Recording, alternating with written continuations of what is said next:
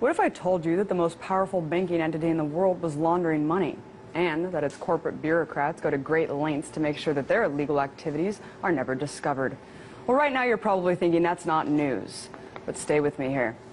The World Bank is an international financial institution that's designated to help developing countries by providing loans, all in the name of, quote, reducing global poverty. However, the banking giant has been accused of actually increasing poverty by keeping the third world in perpetual debt and in servitude to the first world.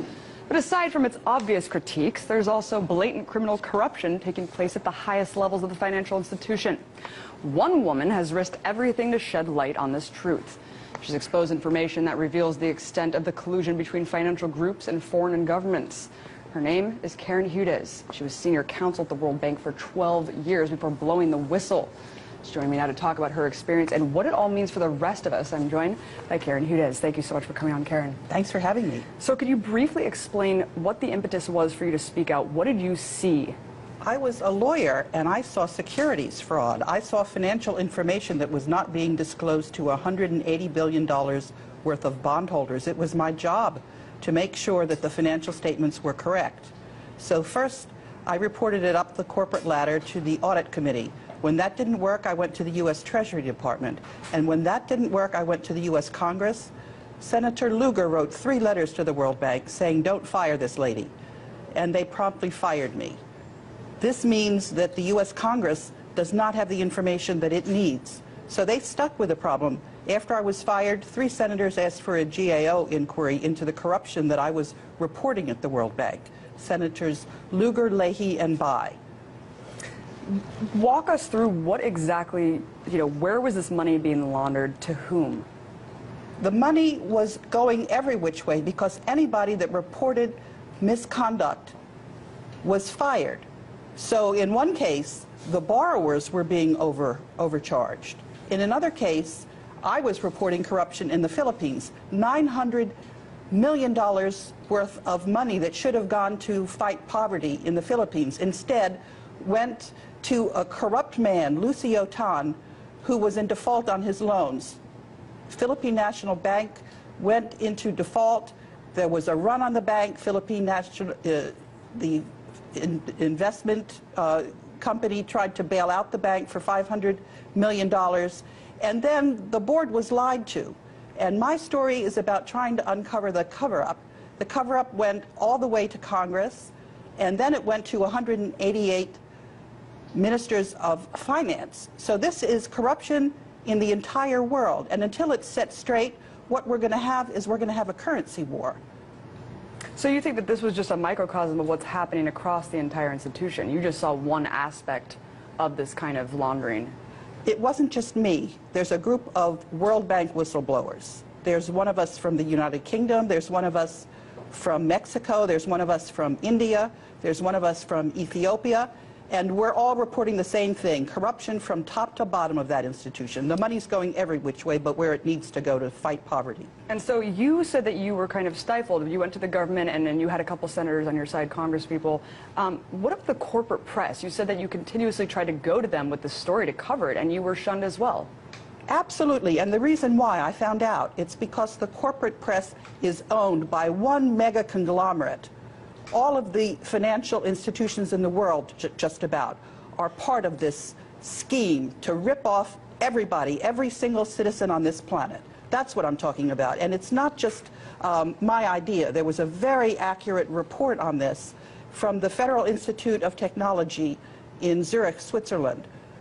3 mathematicians looked at accurate corporate data on 43,000 transnational companies, and they reported that through very clever interlocking corporate directors, these groups managed to grab 10 times the power than they otherwise had in their finances. So they own 40% of the assets of all of the companies traded on the capital markets of the world, and they own 60% of the earnings for every year.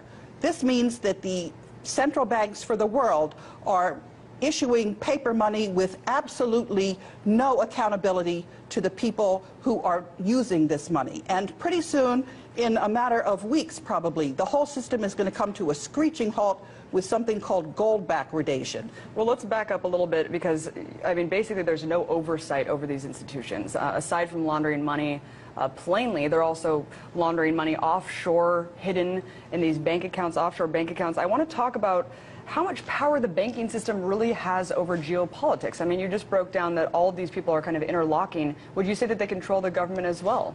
Absolutely. What I have documented is state capture. I tried to have information go to the voters before the presidential elections because Robert Zoellick was Mitt Romney's National Security Transition Planning Chief. CBS wouldn't report it. If the voters don't know who they're voting for, I asked CBS to have a question on international corruption. They figured the American public didn't need to know. So if the public doesn't know what's really going on, then you don't have a democracy, and that's what we're talking about. Can you name any names of who you think are the real power players here? Because I know that, you know, if a little bit of digging can really reveal who these people are that are kind of pulling the strings here. What you need to do is you need to look at the ownership of these corporations. They're the ones that we hear about all the time. Goldman Sachs. Yeah. You were talking about Bank of America. They are actually all one bank. That's what happened when we saw the LIBOR crisis.